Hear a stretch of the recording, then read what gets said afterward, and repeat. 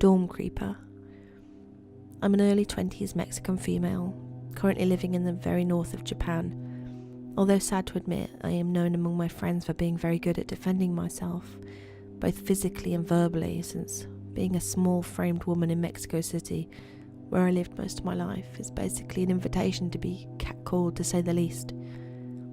Now, like I said, I've been living in Japan for a little over a year now, and while it's true that the Mexican and Japanese cultures are very different, I had no problem adjusting to life from the beginning. The thing I love the most about living here is the security, and again, I don't mean to insult my country, but almost everyone I know, it's not the safest. It's probably because I feel so safe that I completely let my guard down for the past year.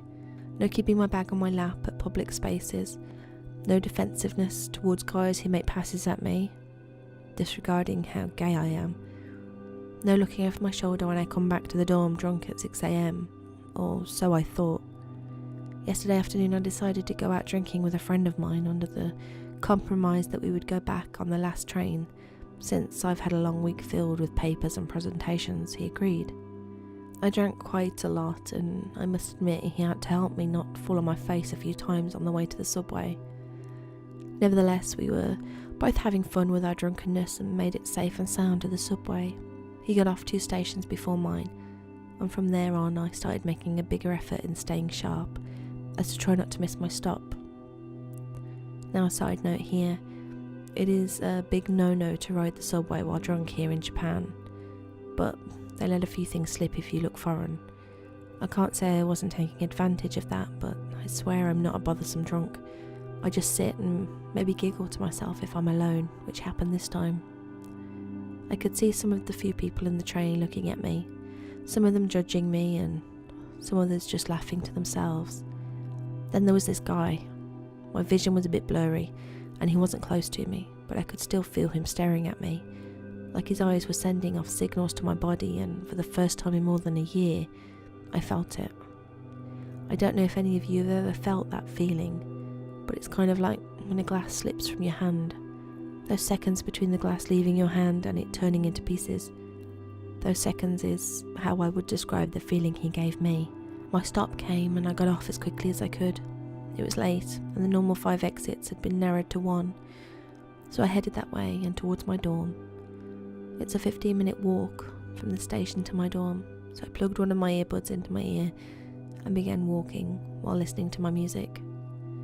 Still, I couldn't shake off that feeling. For the first time in more than a year, I glanced over my shoulder 3 or 4 times while walking. Nothing, and yet I still felt that way.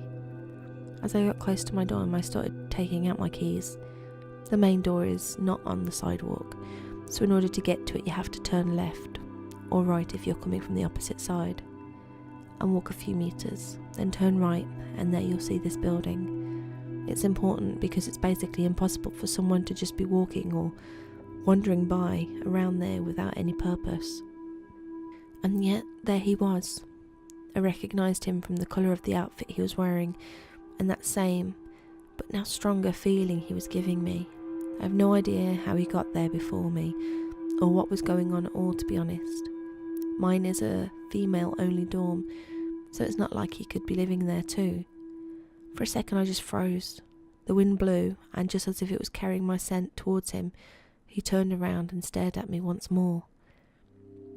This time, and since he was only at a couple arms length away, I could see his face.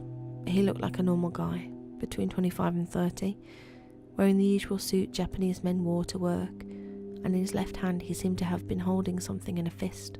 I couldn't make it out. To be honest, my instinct kicked in, and I was ready to take him down, as rusty as I might be. I just needed for him to give me a reason to do so. Nevertheless, the man just stood still for a second, smiled, then whispered something I couldn't make out, and finally bowed down to me in a very formal way, which is normally only used in business matters. He started walking towards the street, and just as he went past me, he spoke, this time louder. Oyasumi, a casual way to say goodnight. After that, I literally ran inside and locked the door behind me, then ran up to my room and locked the door too. I texted my friend, who lives on the same floor as me, to let her know what had just happened, but she was obviously asleep. Now, I had heard twice before about a Japanese salaryman, as he was described, who followed 2 girls when I just moved in here, and another one a month ago or so. However, the encounters they described were far less intrusive, since they said he would stay on the opposite side of the street and never speak, even when questioned. Then simply, he would just disappear. I don't know if I just ran into the same guy, but if I did, is he now getting more confident as to approach us? Dorm creep, let's not meet again.